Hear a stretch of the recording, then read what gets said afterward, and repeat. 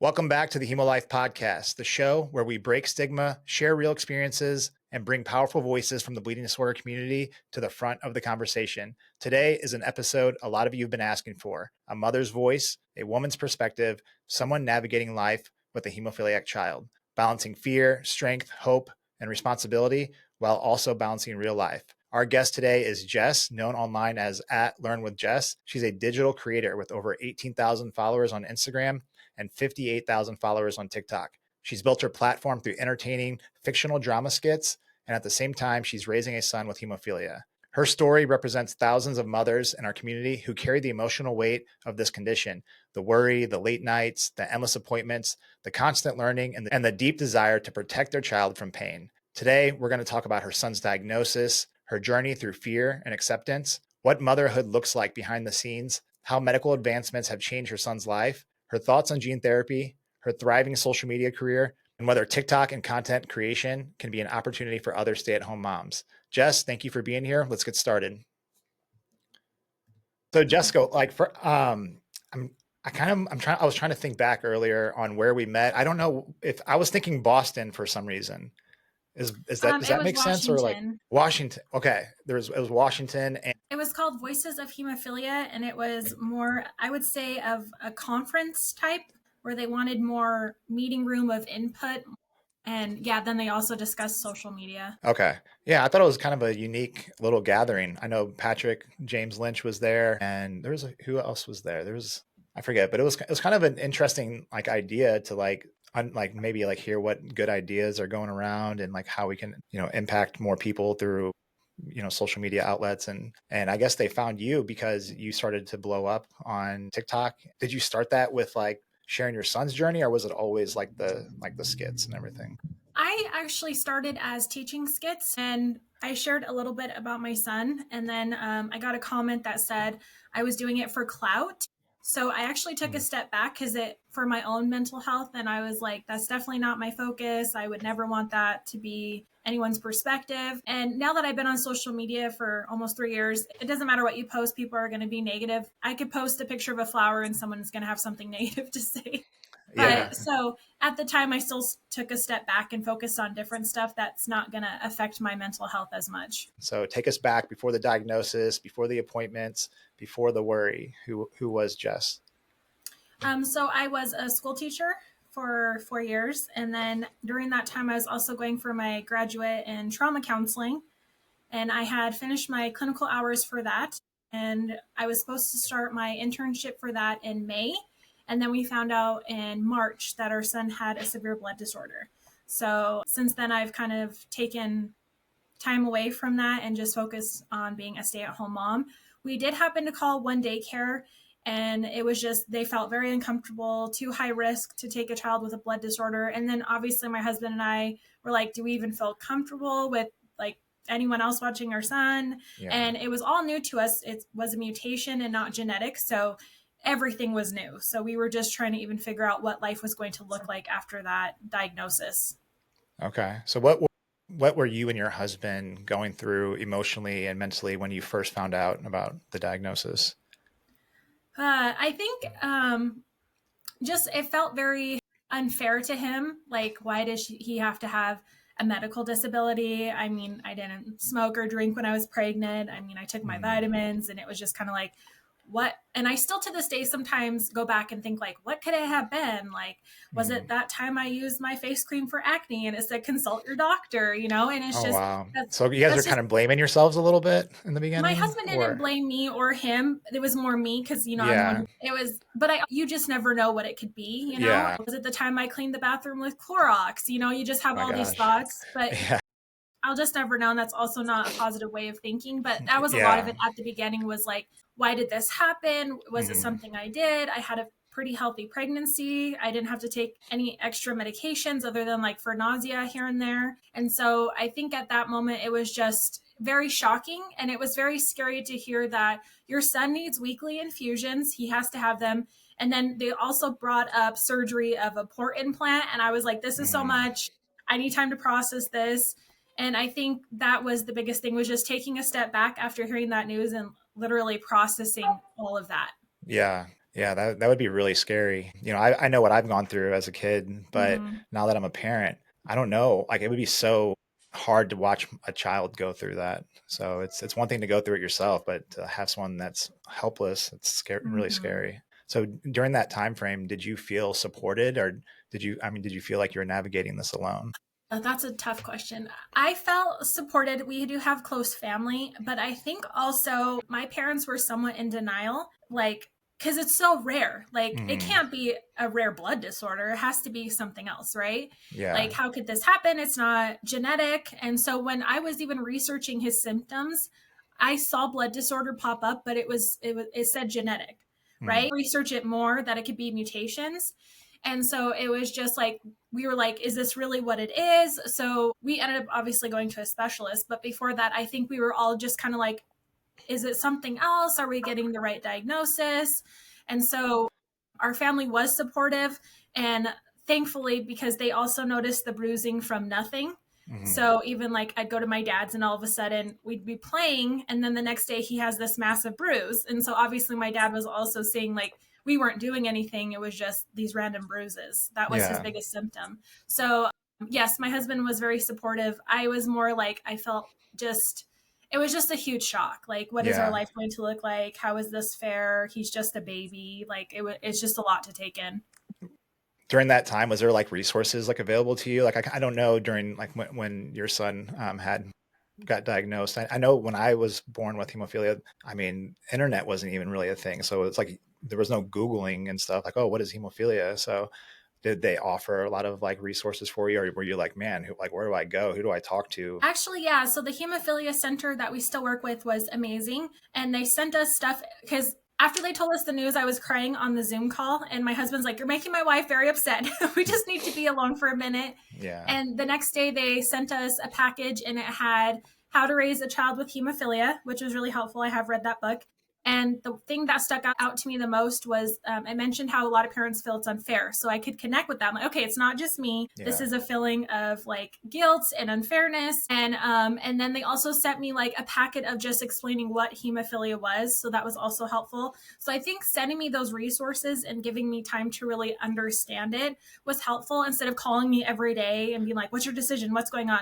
I Yeah. really respect that they kind of here's information and took a step back and said when you're ready to talk let us know. So I read that book and then the nurse Becky, still amazing woman, Hmm. physically came to our house and my dad and my stepmom was there, my husband and I, and she came in and she answered all our questions and we talked about it a lot more. So he had a blown vein at one time, I think when he was around 7 months, I can't remember, and it was really bad. And so that was before he was on treatment. And then we had, once he got his diagnosis, and we had a nurse come to our house to do his infusion, holding him down, trying to find a vein. She had to poke his foot vein. It just made us realize, like, this, I'm not a nurse. My husband's not a nurse. Like, this, we can't do this every week. This isn't Yeah. going to work. So I joined an online support group through Facebook and I asked about ports and everyone's like experience. I found another mom on TikTok and reached out to her too because she had made a video about her son having a port. And after researching and looking into it, we decided that, yeah, this is probably the best step for us to take for his health and making sure he gets his infusions.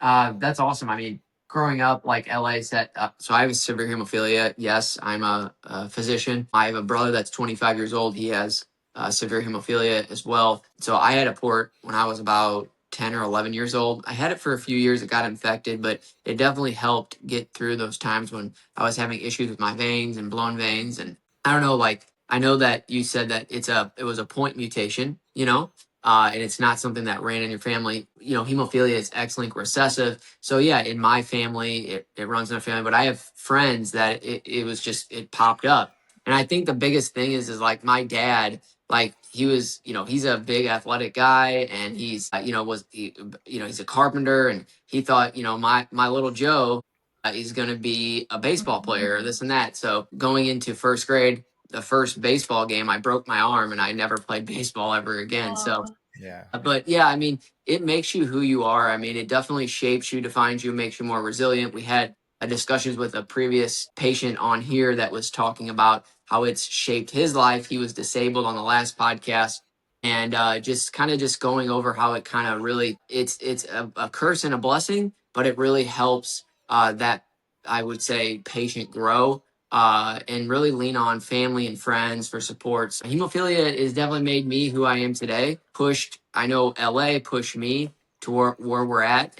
I don't know. It's awesome to hear from you that like in 2025 and even in the previous years, recent years, that there's a lot more support than when me and LA were diagnosed. We've been getting messages from mothers lately who are just like, when are you going to bring a mother on? Like, come on. So I was like, speaking of that, I was talking to Jess and she's going to be coming on soon. But speaking of challenges, what are some of the challenges that most people might not see? I think in the beginning, like one day my son had a fever and he was like, my knee hurts. And then it's like, is he having a bleed? So a child who doesn't have hemophilia, you just assume, oh, maybe he fell hard or he's getting a cold. So there's a lot of situations you're just like, I don't know what this could be. And I know from joint bleeds, it can lead to muscle bleeds, and we don't want any problems with his development as he gets older. So I called the hemophilia center right away, and they're like, it doesn't sound like a bleed. And then literally 2 days later, everyone got sick. So it's just little things like that. You over question, like, what could this be? How can I handle this? And so like my son bit his tongue while he was eating, and his tongue That's the profusely, worst. yeah, for 2 days. And like his whole pillow was soaked in blood. And I called the hemophilia for those 2 days. And I'm like, are you sure this is normal? Is there anything else I can be doing? Dang. So it's just little situations like that where you just really have to figure out, like, what am I supposed to do next? Like, I want to make sure I'm doing everything I can to promote his healing. And again, I don't want him to have any long-term effects as an adult either, because that's not fair to him. Yeah, that's key. So tell us a little bit more about your son then. What lights him up? What kinds of things does he enjoy doing? And how do you balance letting him be a kid while still keeping him safe? He is a doer. So he wants to do everything by himself. And he is that kid that's like, don't touch the boiling water, and he still wants to poke it. He is very, very wild as far as he wants to jump and run and do very dangerous things. And he likes to see other kids do things, and then he wants to do those things. So, and he still doesn't really understand. So we try to keep it to a point to where be careful, but you also, in my support group, I asked the men, what can I do as a mother? And they said, don't overly put him in a bubble. You have to let him explore and play, and you don't want to make him feel so different that he's scared to be who he is. So we allow him to do a lot of things. He has a little scooter. Obviously, we keep him very safe with the helmet and pads and stuff. But we try to allow him to do normal things that kids do. I mean, as far as we were told by our doctor, he's on weekly treatments. If something happens, we have the extra dosages that we can do. So we try to allow him to explore and be himself. He's very, very smart. He loves dinosaurs. He wants to know all the dinosaur names. He loves to play. Like I said, he's very different than my daughter, who is older, because we will ask her to do something and she wants us to do it, but he just wants to do everything. Which is great when he's older, but when he's little, it's like, you can't do that. He's still learning. While you were talking about that a little bit, I was thinking about whenever I was a kid, and it sounds so dramatic, like the vision that I picture in my head. I like picture myself like as a kid, like looking out the window blinds and like seeing all the kids playing football. And, I think that, I mean, I don't know if I'm making this up in my head, but I really feel like that's how I was as a kid, just being like, why am I in pain right now? And they're out there having fun. Like, I don't really get this. Like when I became an adult and I started to look back, I was so confused. Like I didn't have any like scientific knowledge. Like I wasn't able to put that together. Like there's internal bleeds in my body. That's why I feel that this way. That's why I can't straighten out my arm. So it took me such a long time to comprehend, like, dude, like you have a disorder, that this is what's happening. This is how you take care of yourself properly. I wish I would have done better, or maybe had a little bit more guidance on, how to take care of myself better, because now I have a lot of long-term damage in my elbows and ankles. And, that's, even though medical advancements have changed so much, I feel like kids nowadays are getting maybe like less than 5 bleeds, maybe a year, or so maybe even 1 year. And I was getting that in, 1 to 3 bleeds a month during that time frame. So it's just crazy. So it's crazy to see how times have changed. I wasn't on a prophy dose either when I was, growing up. It was just like, okay, if you get a bleed, then you infuse. So yeah, everything's really changed. Speaking, like, one thing that we like to talk about on the show is the medical advancements. Gene therapy has come out. I was curious from my mother's perspective what your thoughts were on gene therapy. Well, when it first came out, we were really excited that this was a cure. And the more groups we go to, they are saying that it's not a cure. And we still don't know everything because it's still so new. So I'm interested to see the research after 10 years. And then I saw a study they're now looking into cell therapy. So that might be a better alternative. So I have hope that there's going to be a lot more advancement. And I have hope that maybe in 20 years there's a cure. But I think for gene therapy right now, I don't blame anybody who's on the fence about getting it. And I think a lot of people just need more research before they jump on it. And again, we need people to do it to have research, but I don't blame people who don't want to do it either. Yeah. I was so close to pulling the trigger. What about you, Dr. Joe? Have you ever had a meeting about doing the gene therapy? I sat through a whole session and I was like, I'm going to do it. And then something fell through. And then looking back, I'm like, I'm kind of glad I didn't do it. I'll be honest with you. I don't know, maybe a purist. That's the best way to put it. Like, I've always been on factor. Essentially, you put the protein inside the clotting cascade and you form a clot. To me, that's what I like. There's other therapies that work on antithrombin. They work on outside pathways of the clotting cascade, like Hemlibra and all that. I don't know, like gene therapy. My opinion is okay. Yeah, like I would have to see years. I'm talking 5-10 years of like successful treatments, because even with the COVID shot, and they're already looking at what, down the road, this COVID shot was used for emergency use, but it also caused myocarditis in adolescents, which is a heart inflammation. So they have meds out, cholesterol meds that increase your risk for diabetes. They found out that. They find like there's so many things that over like a 10-15 year span that we don't know. So in order for me personally to switch or recommend it, I would have to see a lot of years of data to really jump on board. I'm not just going to jump on board with a 5-6 year data set and just a new company. Like I said, factor, you use it, you clot. That's what I'm good with. I don't know. Yeah, you got to think back to the story of how factor actually came about. Do you know the story? Yeah, so there's a physician with severe hemophilia, and he was working on getting, a clotting factor. And back then they didn't have all the advancements that we had and all the compliance that we have. And basically, it goes in a roundabout story that he got in a car wreck and he needed this factor, and he gave it to himself and it worked. And I'm sure that's not exactly what happened, but there's certain lines that he had a medical need for it, and he was in the process of developing it and whatnot, and it worked. And so we're seeing that back then, and we're seeing the advancements that now you can just do a subcutaneous shot, like you're giving yourself like a diabetic shot that's helping patients clot. And I think it's amazing. So, yeah, to answer your question, I would need to see a lot more data. So to go into our next segment, I'm actually really excited about this. And I think Dr. Joe will love this segment too. Him and I, Dr. Joe's an entrepreneur, successful. Being in business, you have to figure out how to utilize social media and marketing. And so what's really cool and unique about your story is that you have built a really strong online presence, like 18K on Instagram, 58K or so on TikTok. Is that about right?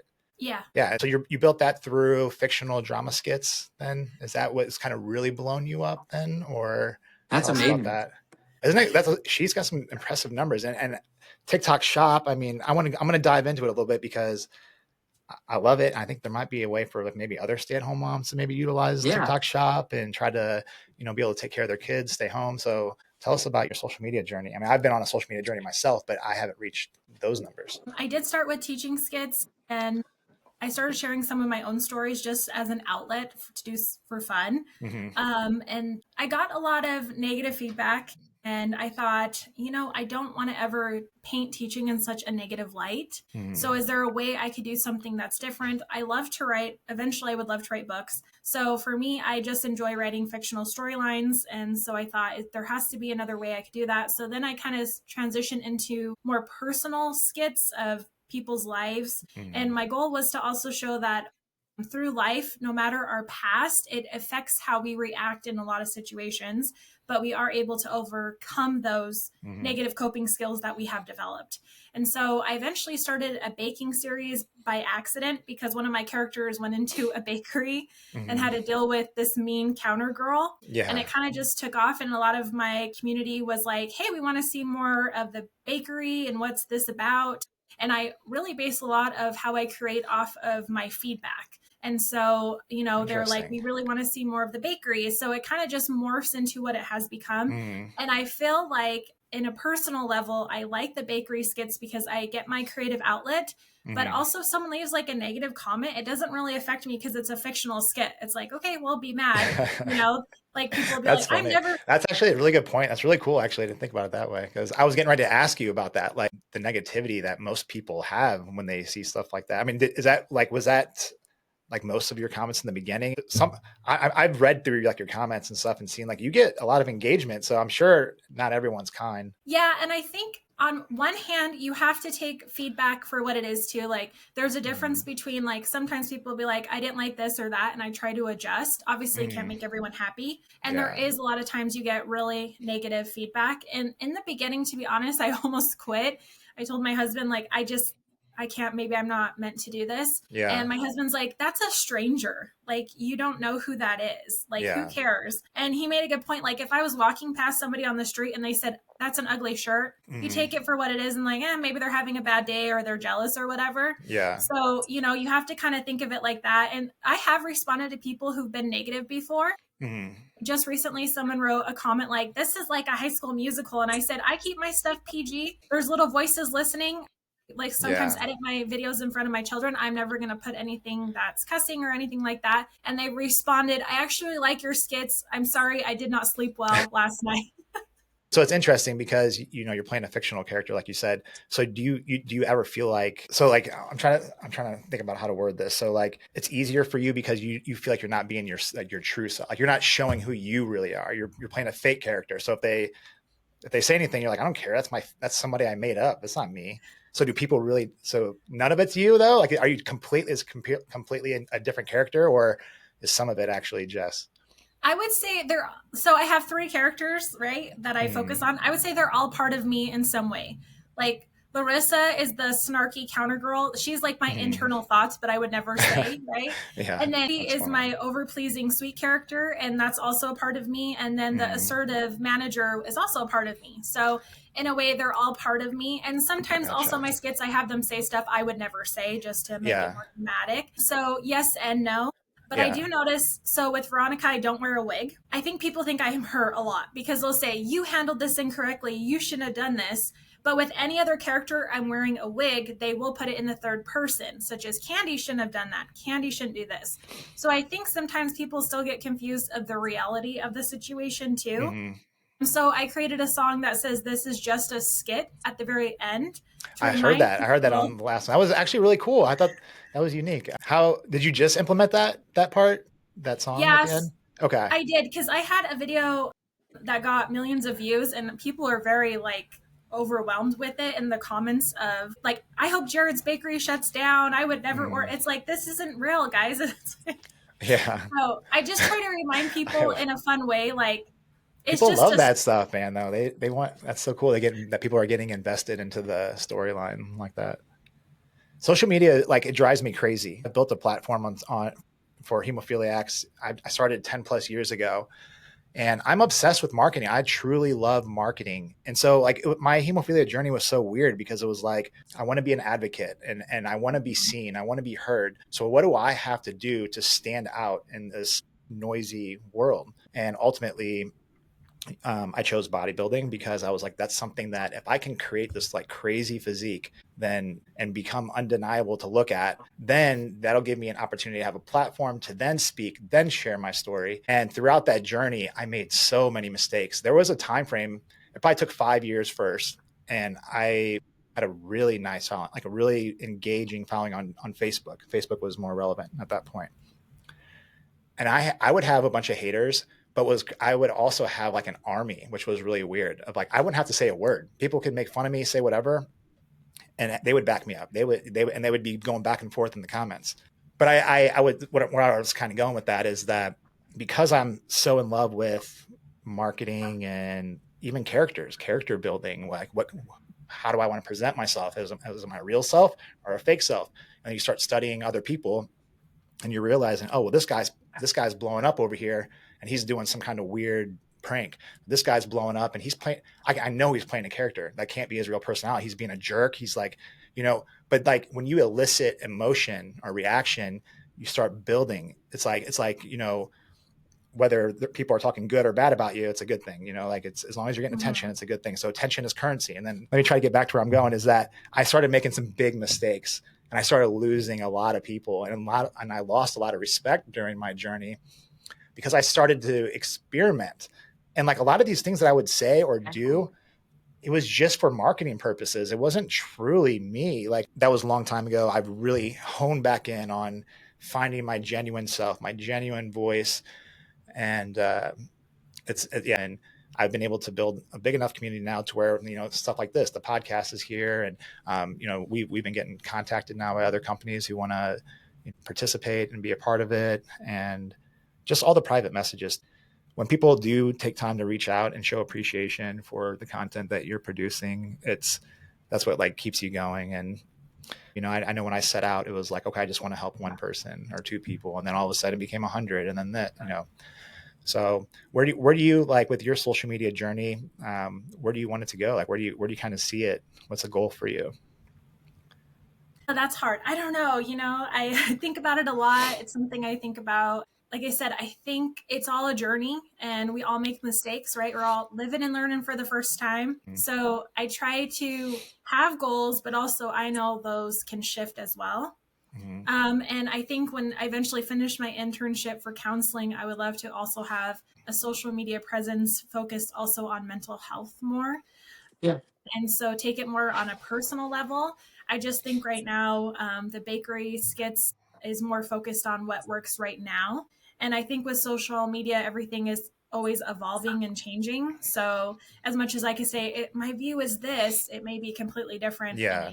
I think, the mental health, especially in hemophilia, and I've mentioned this at a few conferences I've spoke in the past, that basically hemophilia, it's a bleeding disorder, but it plays, on your mental space in a lot of aspects. I mean, you're always thinking, at least for me in LA, wait, before I do that, I have to infuse. Wait, you're constantly thinking about like, how is this going to affect you? And a lot of hemophiliacs, let's be honest, they suffer from depression. I mean, you have chronic pain, you're anxious about things. And so I think part of hemophilia, you have the anxiety, depression, sometimes, mood disturbances, as well as some psychiatric issues. But I would just say that it kind of goes hand in hand. A lot of the hemophiliacs, including myself, have struggled with depression or anxiety. And so I think it's a great topic to lean into, I think for us as parents, it's just the anxiety of making sure we can get the medicine covered, because my husband's this last year, the insurance changed.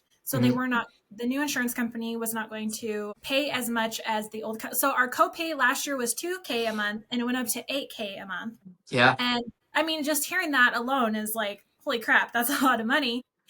And so we had to get on there and because they were confused why his medication was so like expensive. So thankfully, the lady we talked to through the pharmacy of the insurance company was very kind. And she's just like, I've never heard of this. I couldn't imagine having to poke my child with a needle every week. I didn't even know this was like a thing. Yeah. So we explained it to her. And luckily we have state supplemental insurance. It's also stressful. So once a year, you have to send in your pay stubs, your tax information, all of your bills, it's just, you have to stay very, very organized. And so you have to send that in. And then we've never been denied, but I guess for me, it's a little bit of an anxiety. Like, what if they say no? What if something happens? And it's like, what if my husband doesn't have any problems? He's never been laid off, but it's just also that back burner. It's like, what if he got laid off or got in a car accident and then the insurance changed? And it's just like all of these things, like of a parent staying on top of it for him, but also things are out of my control. And I just always want to make sure like because when that insurance change happened, we had to use his backup dosages for bleeds because it was a 2 to 3 week wait before the supplemental actually picked up and decided what they wanted to pay. Yeah, I mean, I think navigating the healthcare system, I'm in the healthcare system, obviously, but being a patient with a severe bleeding disorder, you talk to doctors, you go into an ER, you're talking to insurance companies, they don't get it. Believe it or not, they don't get it. You're like, time out. My son has a bleed, his mouth's bleeding, his toe, whatever it may be. And they're like, it could be 2 weeks. You're like, excuse me? Like, we have a life threatening bleeding disorder. Like, I don't know, just talking to insurance companies. I mean, I'm a physician and I will call, hey, Dr. Molesky, yeah, I have a severe bleeding disorder. And I think back, I'm like, wait a minute. Imagine a non-physician calling in, and it took me 2 hours of yelling and screaming. Really, you really realize that, like, yes, we have a severe bleeding disorder, but to navigate the healthcare system, there's so many people that don't get the urgency. I mean, LA, like, we've all been there. We had our struggles this year. Yeah. I mean, it took us a couple of weeks, man. We were on the phone. We had to call the Attorney General. I mean, we had to reach out to so many people for me to get my meds this year. It was crazy. Yeah. Luckily we had help. We had this one guy that was, man, he was so smart. Pharmacist. He knew how to say the right words, and but after that experience, it really opened up my eyes. I was like, okay, well, if I didn't have him, who certain things and like was using these different laws and stuff like that, he was, saying all those things he was saying, I was just like, and he finally got like to go an through. advocate. I was like, if he can, if it took him all that effort to barely get it done, the regular person will not be able to get it done. Yeah. So yeah, that's crazy. So real quick on. Real quick, it's good to have, I guess, this podcast because it really shows that, like, even a doctor, even a guy that's been doing this for quite a bit, meeting with patients with the Hemolife podcast, it's the struggle in 2026 soon going, it's still going to be there. I mean, we're all signing up on open enrollment. We battle it every year. It never changes. You battle it every year. Yeah. Like, it's something like we talked about gene therapy. You wonder why don't we have a better health? Like, gene therapy is great, but what about this? This is here right now. That's a problem. And so, like, maybe by, having this podcast continually, produced and get more followers, we can maybe develop something where we have an advocacy group that if you ever get in a bind with your insurance, we can reach out. I will help you reach out. Like, I think we all have to lean on each other, whether you're in whatever line of work, we can all help each other. Hey, this is what I did. This is what I did to get it to where, you get that script filled. Yeah. I mean, if people are listening and they don't have that support system or they don't know where to go, reach out to one of us. I mean, we know someone who can help, and I know from like a mother's perspective, when we had to call the insurance, I told my husband, you're going to have to do it because I get too emotional. I'm not like angry. I'm just like, I get very emotional and I start crying, and that's not helpful either. So I was like, I told my husband, like, you're going to have to handle this one, but at least I have that support of my husband. Some women, if they're a single mom, they're probably emotional too. Like, on top of trying to pay their bills and explain this to somebody, like, I feel like it's not that hard to understand. You have a bleeding disorder. Your blood doesn't clot. I need medicine. Like, that's what it is. Sorry, it's expensive. I didn't come up with the price. So this is what you need help with, and I've had to just tell people too, like, if he doesn't get it, he will die. I mean, before there was treatment, you live till at most age 5, so this isn't like something we could just maybe take. This is life or death for him. Yeah. And I think that's what's hard too, as a parent, is like, it's scary to think about sometimes. Yeah. Yeah. What's interesting? A mom just reached out to me yesterday on TikTok. Which TikTok is doing better now. We've been posting a lot of the reels from here on the Hemolife TikTok page. I've been getting a lot of engagement there, which is really, really cool. But a mom reached out to me and I asked her if I could interview her because of what she said in her message. But she said that she had 2 sons, 23 and 30, that passed away. Aww. And I was like, wow, I don't think I've heard a story like that yet. So I can't imagine. Yeah. I don't know. I'm kind of like, makes me just feel weird. It gives me the chills just thinking about it. Like, so, I mean, it's happened. Obviously, it happens. So there's still a possibility, I guess. I know I've had a friend when I was coming up, I was meeting people. I've known multiple people who've passed away. I always wonder when I see these deaths on social media, like, what happened? Was it hemophilia related, or did they do drugs, or like, what happened? And sometimes I hear, it was an abdomen bleed. I mean, those are the most common ones I hear is abdomen and head. those are the two that were like that, that got them. I actually had a couple buddies die in COVID. Like really weird. They died like they got COVID and they died. I don't know. It's probably unrelated to their hemophilia, but I had a couple friends die in COVID. So Yeah. I've got a couple names I'm thinking of. So it's sad, and it just really makes you think that at any moment, something could happen. I mean, like get a head bleed, or like if you get punched in the stomach or whatever, I don't know. That's weird. Do you think that there's a realistic opportunity for other moms, stay-at-home moms out there to get an extra income, whether it's full or part-time, using TikTok Shop? Yeah, with TikTok Shop, I kind of got burnt out. I haven't been posting as much. You do have to, it is hard work. You have to post probably about like 2 to 10 times a day of shop videos. But I mean, if you are a stay-at-home mom and you focus solely on TikTok Shop, I do believe there is money in it. Okay. I think it also takes time. Most of the money I make is from videos from months ago. So sometimes it takes time. And it's just with learning what works for you and a person. And I think with social media, a lot of people mimic other people, and I do not think that works. I think you have to find what works for you, because you can see 5 different successful TikTok Shop affiliates, but they're all different because we're all different people. So what I would buy off is not the same thing you would buy off, because you're a different person and what resonates with you is different.